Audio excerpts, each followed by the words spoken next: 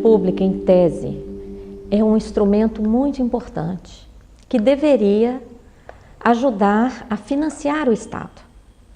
O Estado, como instituição, tem uma obrigação perante as pessoas, né? Perante o próprio país, ou o Estado, ou o município. O setor público, ele como Estado organizado, ele tem uma obrigação. E essa obrigação deve ser financiada pelo conjunto dos cidadãos, através dos tributos que pagamos, né?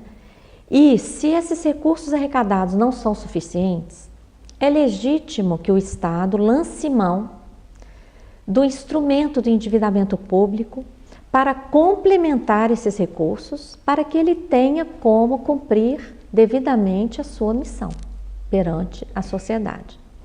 Então, em princípio, o endividamento público é um instrumento muito importante e pode ser algo muito bom, algo que viabilize políticas públicas, investimentos públicos, respeito aos direitos humanos e necessidades sociais, etc.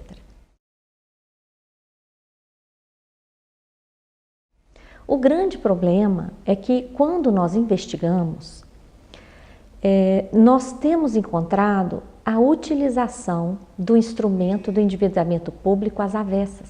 Ao invés do endividamento público trazer esses recursos, servir para aportar recursos e complementar os recursos à disposição do Estado, o que está acontecendo?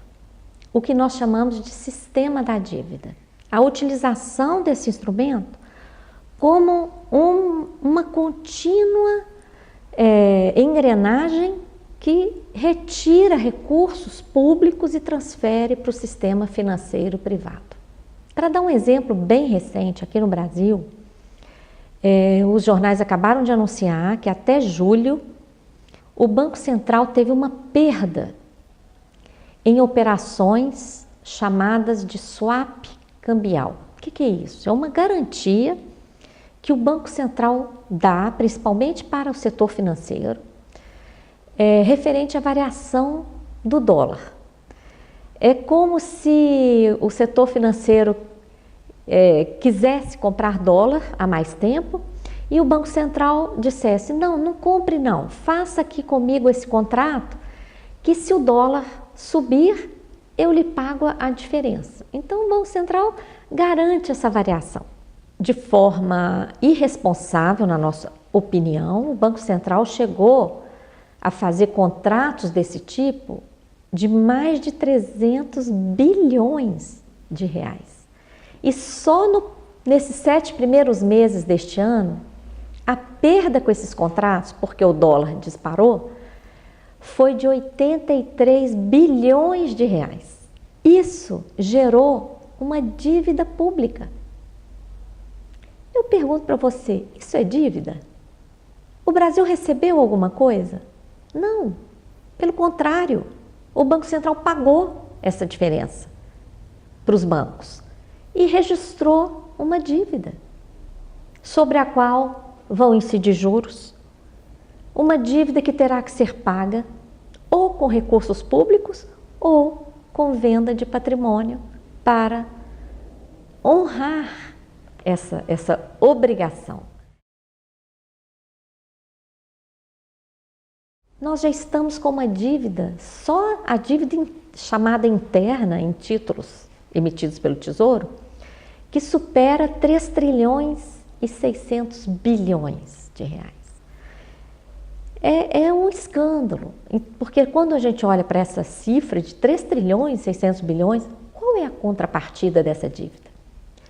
Então, começamos a investigar e, em vez de encontrar investimentos que poderiam estar aí financiando a construção de hospitais, quantas cidades brasileiras não têm hospital?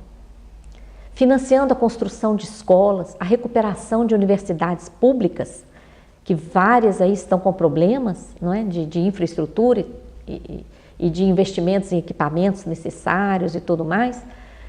Todo esse recurso poderia estar financiando esse tipo de investimento que justificaria a sociedade se sacrificar para pagar os juros dessa dívida porque os recursos estariam sendo aplicados em seu benefício.